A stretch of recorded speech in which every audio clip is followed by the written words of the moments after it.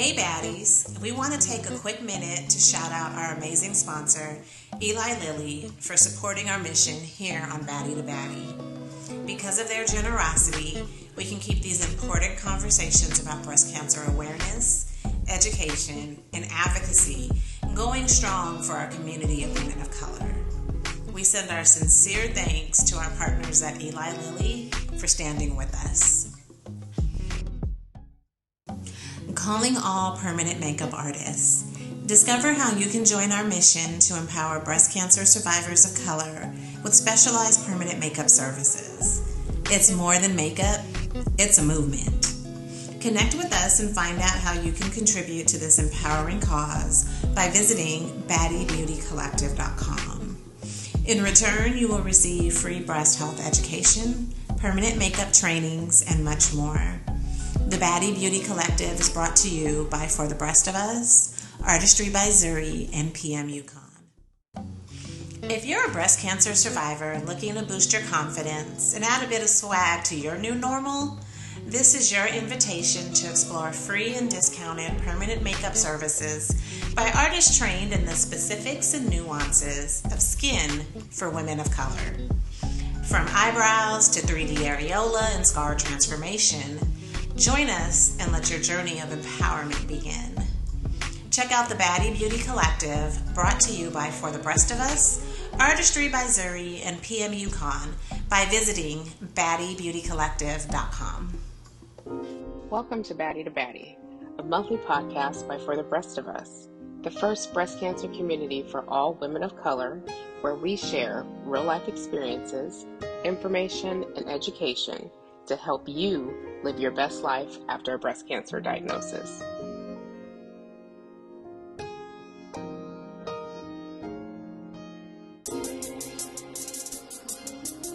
Welcome to Baddie to Baddie.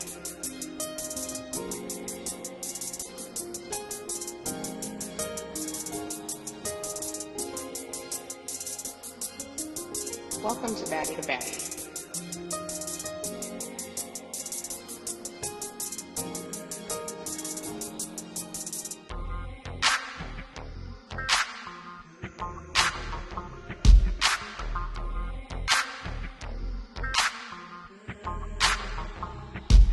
Hey girl, hey. My name is Tesha and I am a breast cancer survivor and a Baddie volunteer with here at For the Breast of Us, a community for women of color that has been impacted by breast cancer. Today, I am joined by Vina and Raquel, who are thrivers and survivors. And today we are going to talk about wellness and self-care for women that are being impacted by breast cancer and the importance of wellness and self-care. So before we get started, tell our listeners, Vina and Raquel, a little bit about yourselves. So Vina, we'll start with you. So tell our listeners a little bit about yourself. Sure. And thank you for having me on, Tesha. I was so excited about this topic. I mean, it's something I struggle with. I'm, obviously not an expert in this area, but would just love to share a little bit about my journey and in terms of wellness and mental health also. Absolutely. And so I am a freelance community journalist.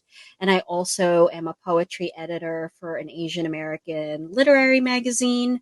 Okay. And in terms of cancer, I was diagnosed with stage 2 triple negative breast cancer in 2022. And so I was 43 years old back then.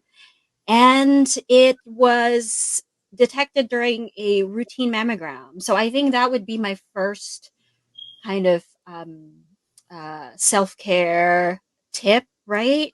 Mm-hmm. To try and think of your mammogram as self-care, because they were able to catch the cancer, in my case, fairly early. And I had been getting my mammograms regularly since I turned 40. And then, like pretty soon after, like maybe a month after I got diagnosed with breast cancer, I also learned that I was BRCA1 positive as well. Okay. And so that happened. Yeah. And then more recently, and so I am so happy to say, I am a survivor. I am Yes. a thriver. Yeah. Yeah, and because the latest part of my journey was this past January. I had these really bad headaches for 3 weeks, Okay. and I used to get migraine headaches a lot. So I was like, this is just a migraine, right? But you would think after 3 weeks, and I had nausea too, that I would start thinking, okay, maybe this is something weird. But I actually waited until I woke up one day, started throwing up, and then finally I was like, okay, this is not right. Something's Mm-hmm. really wrong. Mm-hmm. And so I finally went to the ER, and the doctors described it. They found a kiwi size tumor in my brain. Wow. Oh my And a God. kiwi, I'm like, that is large. How does it even fit in Yeah. my, like, Yeah. they said, with my left frontal lobe? And that was what was causing the headache. And then they did a biopsy and found out that it was metastatic. But triple negative breast cancer is one of these things that spreads really fast, isn't targeted. So I was very lucky because when it went to my brain, it Mm-hmm. transformed to um, HER2 positive, a different type of cancer. So you could Okay. actually target that with radiotherapy, which is what I did, and also a targeted drug. So I'm on Talzena now, Okay. probably for a little bit of a long-term thing. Okay. And so that is the story, and I will stop there and like hand it off to Raquel to also introduce herself. Well, we are glad that you are here. Yeah. And so Raquel, tell our listeners a little bit about yourself. Well, my name is Raquel. I'm known as Glammy. I'm Hey, Glammy. 36 years old, born and raised in North Philadelphia. Billy Um, in the house. I know, right? um, well, honestly, my journey started at 34. I was diagnosed with stage 2 breast cancer. It was HER2 negative, PR negative, and no, it's HER2 negative, Mm-hmm. no positive, HER2 positive, PR positive, and HER2 negative. Okay. So it wasn't from what I hear, it was like at stage 1 going into 2. Got it. And it started off as self-care, like you said. Like self-care is learning your body and knowing your body through Mm-hmm. and through. That is a very, very major part of anything that has to do with medical concerning. The doctors are going to listen to what you tell them about your body. And I always say we are our first doctors because it's true. Absolutely. That's the best way for the doctors to know how to properly diagnose us or just care for us in total. It was literally just a time that I literally just had like a lump under my underarm. Mm-hmm. And I kind of like, I'm normally usually look further into stuff, but that day I was like, no, I'm not, I don't think it's nothing to worry about. And I want to say that lump was there for about a year. Wow. Okay. Yeah, it was there. It was there. And it wasn't big. It was small. It really you could have easily mistaken it for like a broil Mm-hmm. under your underarm. Like Mm-hmm. you Mm-hmm. easily said that.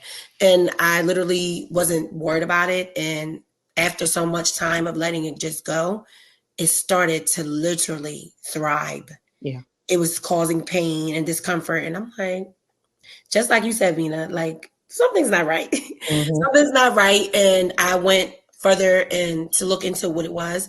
And of course, you hear those stories that you're young and, you have dense breast tissue and, Mm-hmm. so Yep. that's what was said to me. Mm-hmm. And I just wasn't going for it. I just was like, you know what? I really just want to do a mammogram or an ultrasound just to rule it out because in my family, breast cancer is a thing on my mother's side. Okay. My grandmother had it, breast cancer, and my aunt had it. But based on me getting the test, like Mm-hmm. the genes test, Yeah. I didn't have the gene. So thank God I didn't have the gene. But it started there at 34.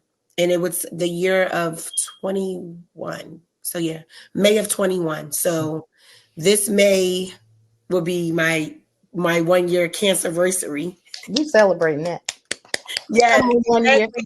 It's another birthday for me now. Like Every year every year. Yes, every like, year. every year to me is Yeah. like a new birthday. But so yes, we are celebrating that 1 year. I don't care if it's 1 hour. We celebrate that Exactly, too. exactly, Okay. exactly. It's been day to day since the It's day diagnosis. to So it's like day. I woke up today. That's We something to be celebrating that too. happy. Yes, Let's ma'am. celebrate Exactly, that. Yeah. We got out exactly. of bed Get today. out of bed. Exactly. We're Yes, celebrating that. Okay. yes, yes. Come on, And 1 year. and I the love it. journey just helped me. Just it opened my eyes, and I can't Mhm. say that this journey was all negative. Like the Mhm. world, hair cancer, and they rule you out. And Mhm. they so I already had in my mind that I was going to beat it. Like it was already in my head.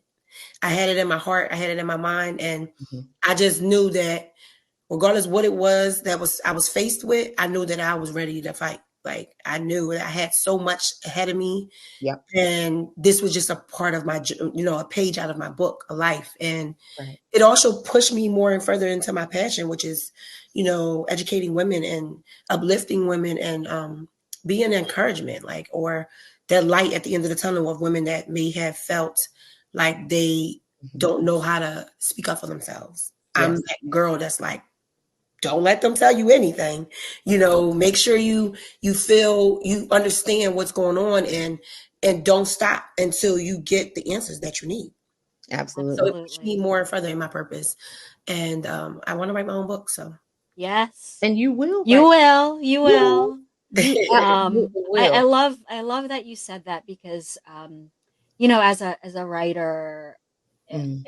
representation and telling our stories Mhm. is so important to me, and it's also why I've been open about the cancer journey. Like you said, I mean, there were so many women who once they found out, right, Mhm. and you realize you're not alone, and once they found out that I had cancer, they just opened up, reached out, Yep. shared the knowledge. And so I definitely see it as um, uh, passing that forward as Yes. well. yes, Yes. And it was a little bit surprising because I only knew, just like you, Raquel, I had a great grandmother who Mhm. had cancer, an aunt who had cancer, and so it was very so not a lot in my family that was known, and so it was very surprising when I learned that I was BRCA1 positive, because that means that gene is in my family.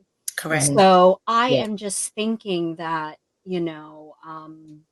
maybe it just wasn't diagnosed in my family, or it was a lot of silence around that, and I come from a very tradition oriented Mhm. culture where you don't talk about anything about your health.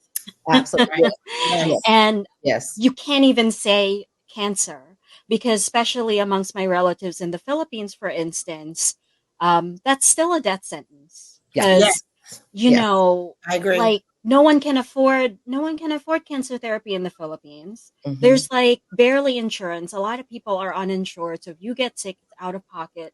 So that's why people just don't talk about it, and they Right. just live with it, and then that's Yeah. it. And so we are very lucky in this country in so many ways. I mean, Yeah. it's still messed up. The amount of money that you have to pay on top of Mhm. insurance, Mhm. it's ridiculous. Yes. But I have to say, I am just, and I remember friends whose mothers died of breast cancer Mhm. like 20 years ago. And in that time, we've really advanced a lot. So Yes. I'm grateful Yes. Yes. for the Yes. medical advancements. Yes. Yes. Yes. Well, you two have touched on a lot of things that I kind of want to go back and reiterate. But Vina, the one thing that you said that really stuck out to me, the Asian community is very quiet about, talking about their health. And as you were talking, I'm like, wow, it's the same as in the African American community. We don't talk about our health. Mm. That's one thing that we need to get out of. Yes. Because the more we talk about it, the more knowledge we get, the more we will know, well, such and such had it. I'm a 9-year survivor, Yes. and I was, thank you. We Yes. celebrate, we celebrate. Yes. I was the first in my immediate family. I had a great aunt on my father's side that had cancer. No one that I know of on my mother's side. My father's side of the family, I've had, great aunts and uncles that have died from some form of cancer. But I was the first in my immediate family at the age of 36. And like you, Raquel, Oh, wow. I had that mindset. I'm 36. Yes. I got places to go, and I love to travel. And I'm a social. I consider myself a social butterfly. I I love to travel. I got people to see. I got places to go. I got to get to New York. I got to get to Philly, and wherever else. This cancer is not going to take me out. I know that's right. Granted, when I first got the news, it was a punch in the gut. I was shocked because the first thing that I thought was, oh my gosh, am I going to die? Mhm. Because I Yes. did not have the resources or the knowledge to know that. Thank God, I was stage 2, like Yes. both of you. But I didn't know at the time that there was that it was caught early and that it was treatable. Because all I saw was when people got cancer, they died from it. And so naturally I thought, well, oh my gosh, I got cancer, I'm going to die. Yes. And I'm 36. Hold up, I'm 36. No. But once I got all of that out and I got that fighting mindset, and I'm like, oh no, it's on now. Yes. Let's fight, because I don't have time for this.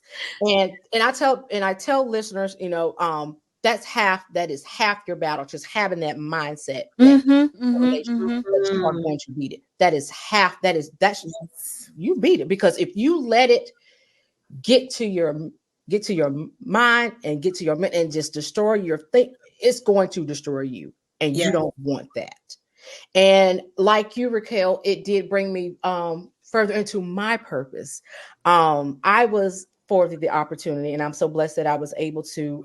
I co-authored a book where I shared my breast cancer, journey, and I have a podcast that I do once a month called Tesha's Tea Room, the place where conversations conquer cancer. I And love so we are, and so just letting you two know. it. You two are You see me taking notes. So. You're coming to the tea room. Okay. You're coming to the tea room. Yes.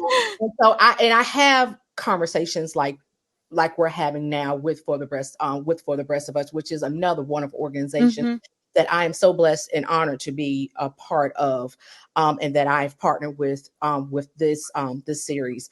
So just being able to have these conversations where we can where others can see, wait, I don't have to do this by myself. Yes. There's someone else that looks like me that is going through. Yes. That's the big thing, because oftentimes when women of color have gotten diagnosed with cancer, we do feel a sense of isolation and a sense of loneliness, because we don't see a lot 100%. of representation. We don't see a lot of us. Yes. We see more white women Yes. being represented that has cancer, and it's like, wait a minute, we get it too. Yep. Everybody, cancer doesn't discriminate. And then I learned too on my journey that it not only does not discriminate with skin color, it doesn't discriminate with age, because I was always under the impression that older women got it. And here I am, 36, but then as I'm going through my journey, I'm learning and I'm meeting other women in their 20s. I was going to say younger than us. And younger than us. Yes. Yeah. And men get it too, And men blew my mind. Yeah. Blew my mind. And so, I'm so thankful and I'm so glad that we are having these conversations. Yes. So that we are, and like you said, we are passing it forward. We are passing the torch, and we are letting others know that, hey, there is a community out here for you. Yeah. Yeah. You know, that I agree. you can come to us, you know, if you hear our stories. And I'm so thankful that we are sharing our stories, because again, somebody might be diagnosed and maybe going through something that we may have had a conversation about that we've already gone through. And that's exactly what I call that, pretty much somebody giving someone else the survival kit. There you go. Yes, I I love love that. I love Ooh, I that love it. idea. Yeah. I love it. yes, the tools. That's the tools. And that really does help, because think about when Absolutely. we were in that predicament.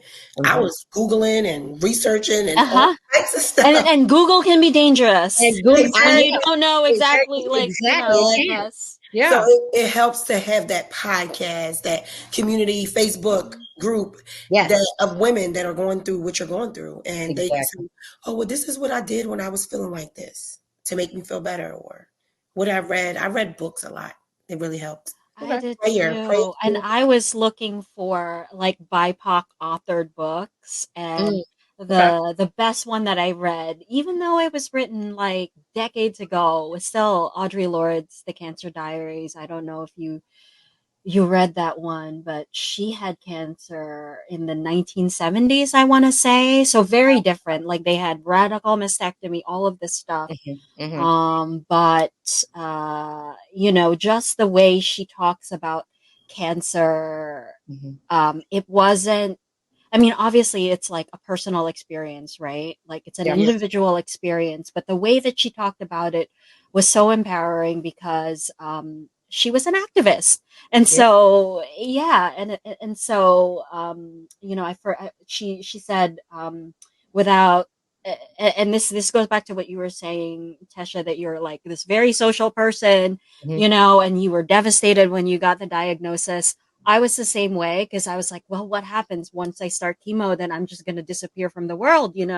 Right. And one of the things that I learned was, wow, I'm more resilient than I even knew. And I think a lot of us kind of learned that in the pandemic too. Um, Oh, because absolutely. all the certainty goes away, but you're still here, you're Yep. still surviving. Yep. And so what I ended up doing was I just kept saying yes. When I felt good, if I felt Hmm. good this day and someone invited me to go to something, I would say yes and I would do it. And before you know it, I was like, wow, I've really been in the community for longer than I thought I could be. Yeah. And I realized, I was like, I'm like a vampire because I'm just sucking the energy of everybody around me, and that's like my strength. It's like my secret strength to be in community. And Yeah. that was one thing that Audre Lorde said in her journal. She said, without community, there is no liberation from something like from this thing that oppresses me, or something like Hmm. that, like the Hmm. cancer that oppresses me.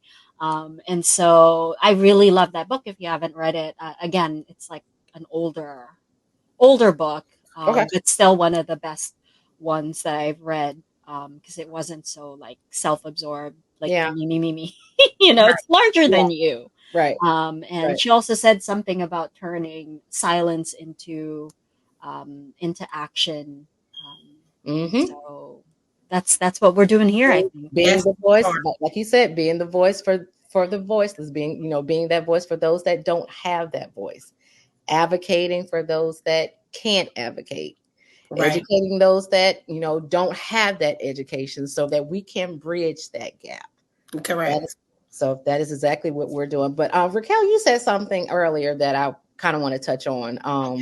You mentioned that self-care is knowing your body. I love that. Thank you. And you are absolutely right. That is absolutely self-care. Self-care is that's a big thing now Yes. in this, in the times that we are in. Everyone is really big on, you know, wellness, making sure that we are well, mind, body, and spirit.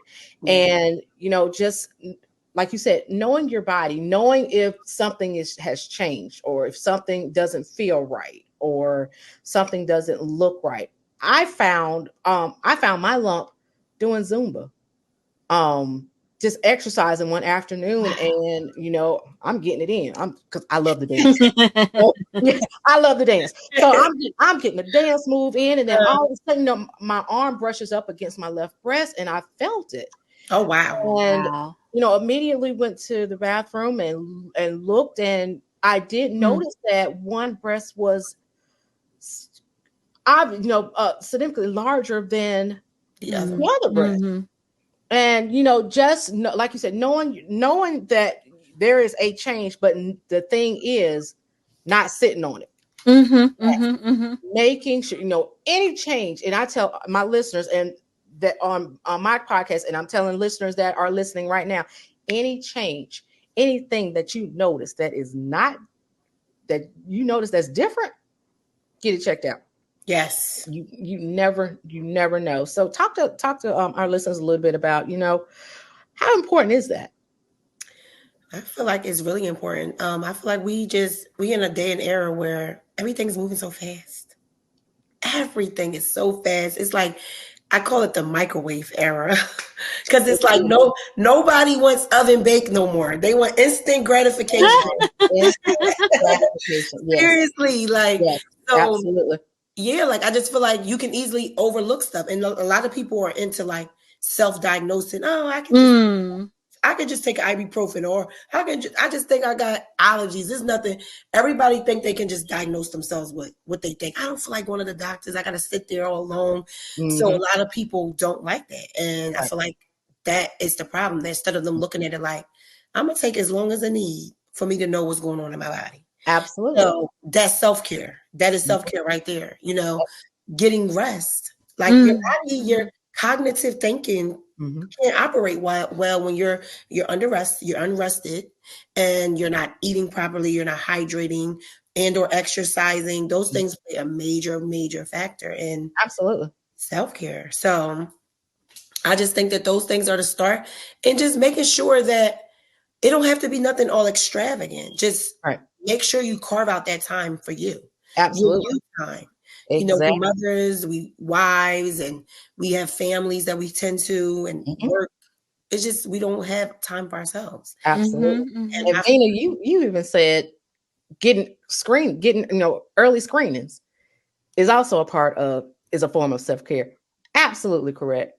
Yes. Yeah. Making sure you get those mammograms every year. I know it hurts, but I would rather endure those 2 or 3 minutes worth of them squishing my boobs than to have to go through again what we have gone through. Yes. And that's why I was so scared about like my first ever mammogram, because my mother would tell me, because she remembers the days, I think, of when it used to be metal, not plastic. So it was even worse. So I was just dreading it, never wanted to do it because of what my mother told me. Yeah. And then, honestly, if it saves your life, it's a little bit of a minor inconvenience. Yes. Right? A minor, yes. I like that. It is a minor inconvenience. Yeah. But that minor inconvenience can save your life. Yes. Yes. And and yeah, I mean, it's so interesting too, because I have a friend who's in Japan who was kind of going through the same thing that I was going through, and just to listen about how they use more holistic methods over there than over here. That it's already part of their standard of care over there.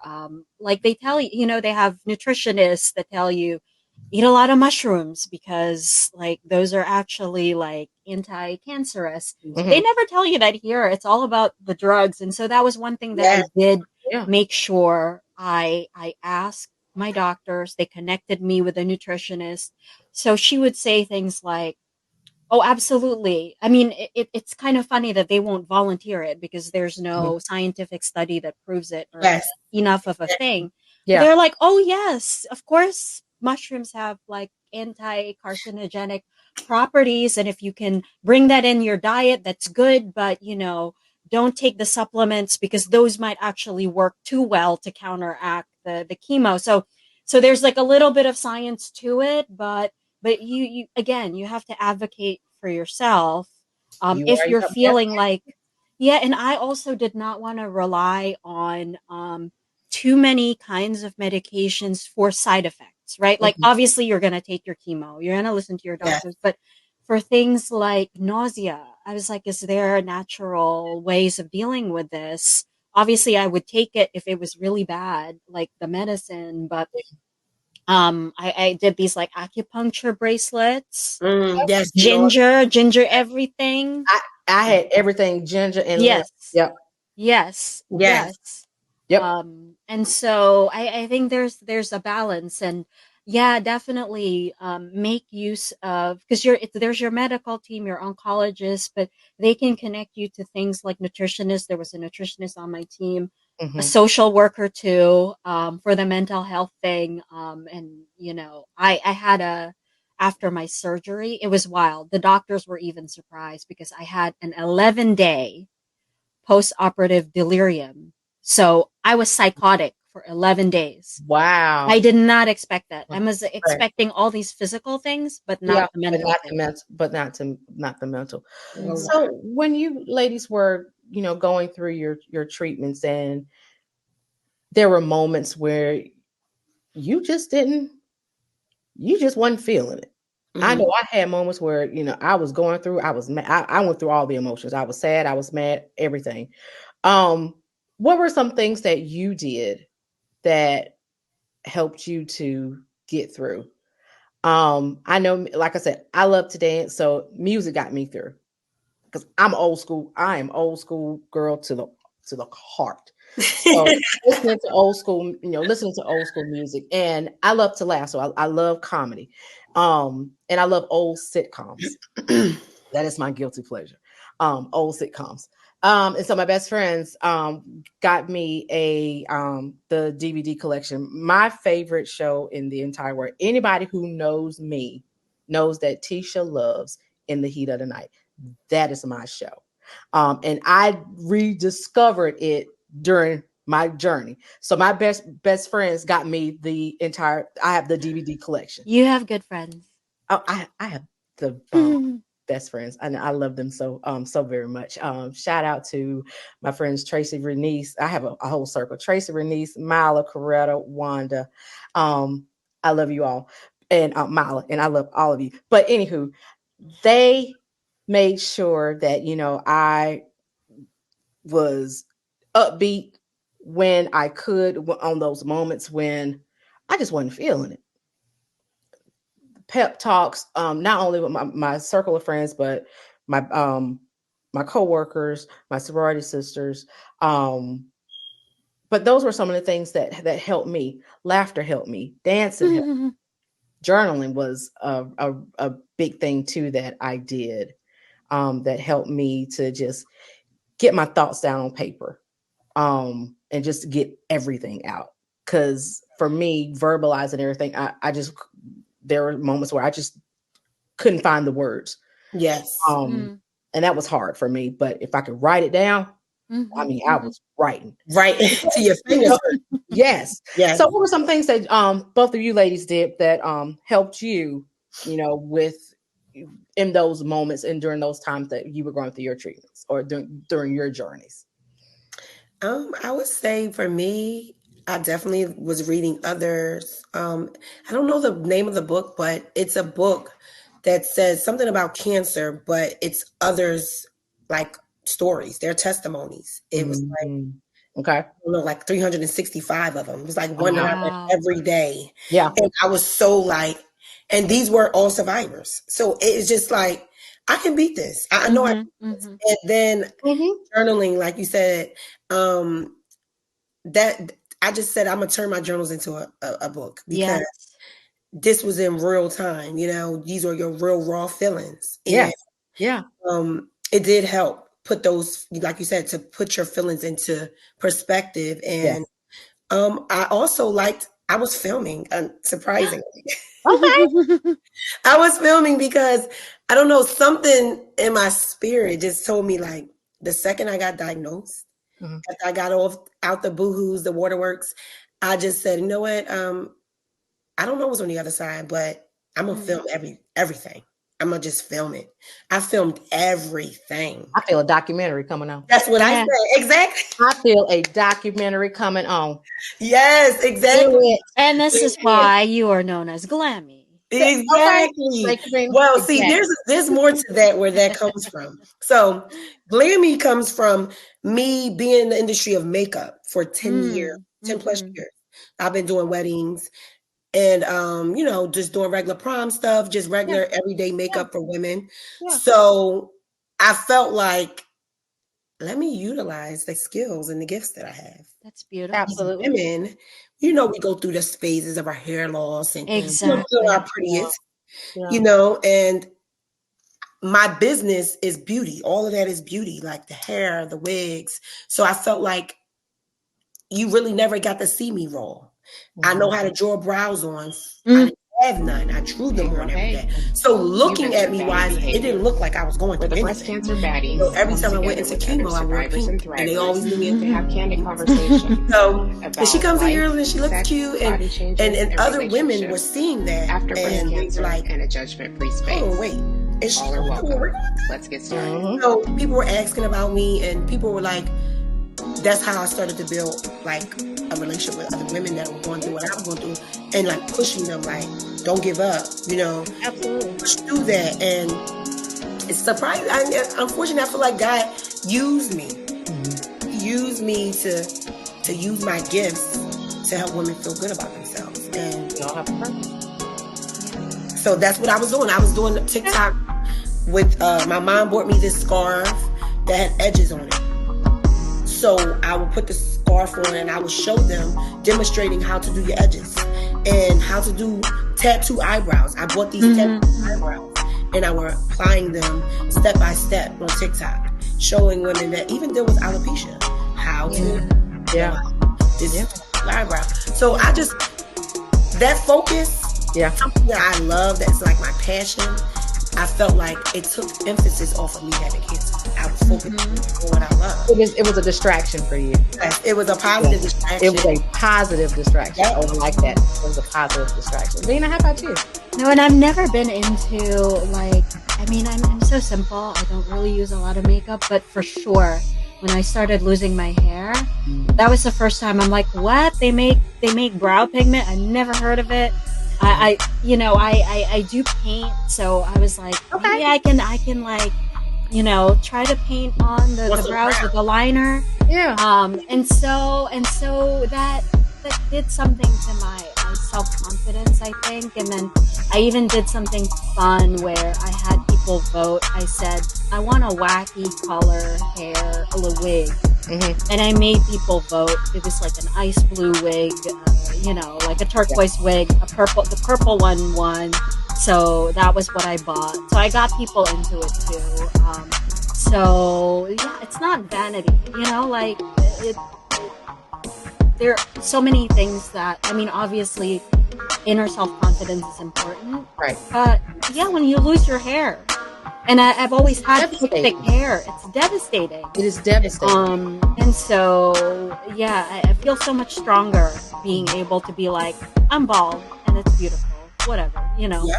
In that we are, and I had to embrace that too. When I lost my hair, I tried the wig, and I looked at myself in the mirror, and it was like, this is not you, Tesha. Exactly. It's not you.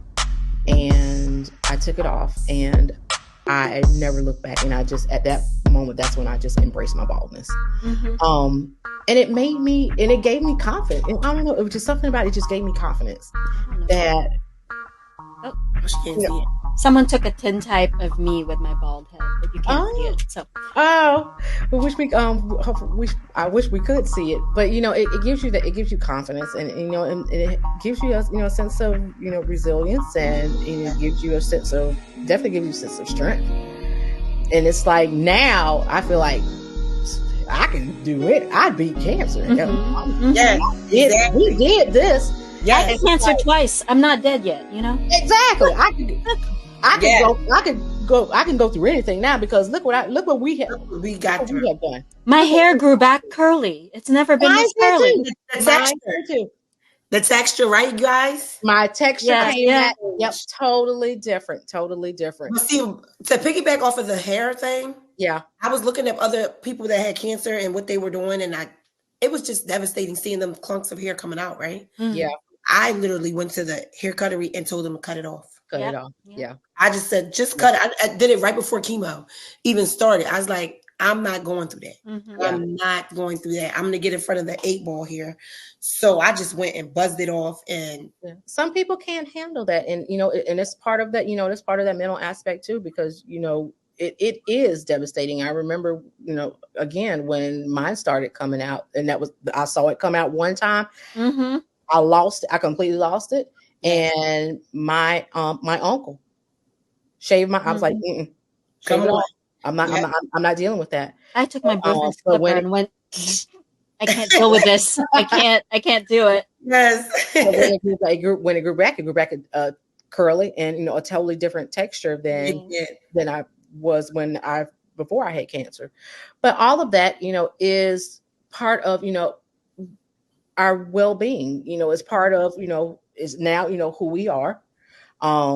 And having those things in place, those self-care things in place when you are going through when you're having a not so good day or not so good moment, just having some, even just calling up your girlfriends, or and just say, look, I don't need you to talk, just listen.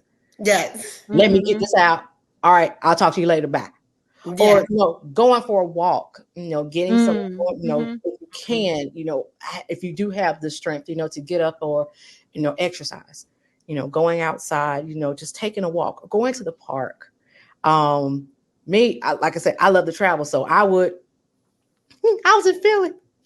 I'm going to Philly. We would take, my family, like we would, they would come up, and we would go different places just to get me out of the house, just to have a change of scenery. And that did me all the good. That was just something that, again, I love to do. But again, having those things in place, doing things that you love, doing things that make you feel good. Yes. That is so important. That is, again, that is great self-care. That's taking care of not only your physical body, but taking care of your mental.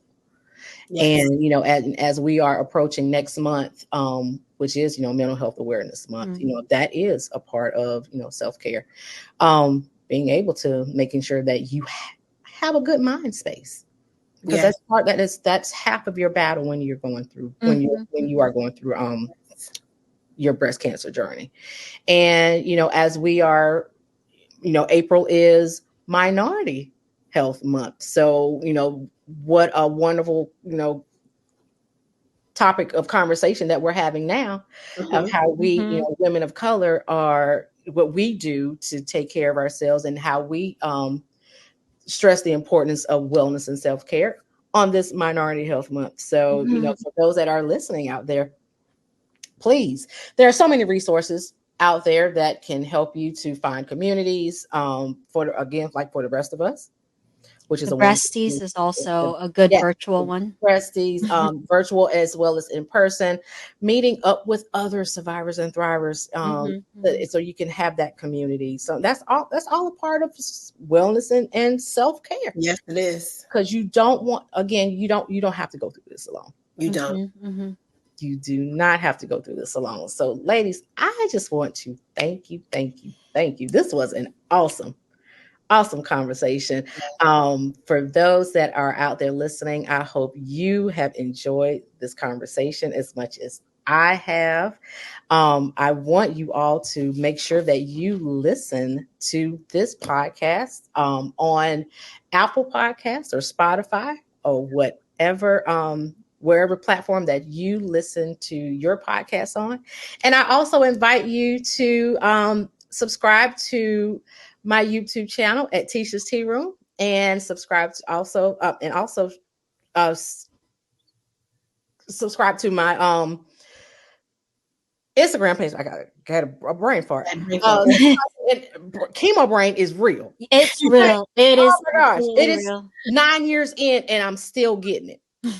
But for those that are out there listening, please, be so kind to, again, subscribe to my YouTube channel, subscribe to my Instagram page at Tisha's Tea Room, and just watch and the conversation, listen to the conversations that I've had with other thrivers and survivors, like I have with Miss Vina and Miss Raquel. Vina coming from the great state of New York, and Raquel coming from Philadelphia, the great state of Pennsylvania. I want to thank you again. Thank you so very much for this wonderful conversation. Thank you. And so nice to meet everybody too. So nice to meet you all. And again, I will be in touch because you two are coming to the tea room. Yes. Yes. We could have gone on and on with this conversation. We will. Yeah. This conversation will continue. It will continue. But I wish you two wonderful, wonderful rest of your evening. I wish you peace and I wish you love, and take care. This is another Baddie creation brought to you by For the Rest of Us. Don't forget to subscribe to Baddie to Baddie wherever you get your podcasts.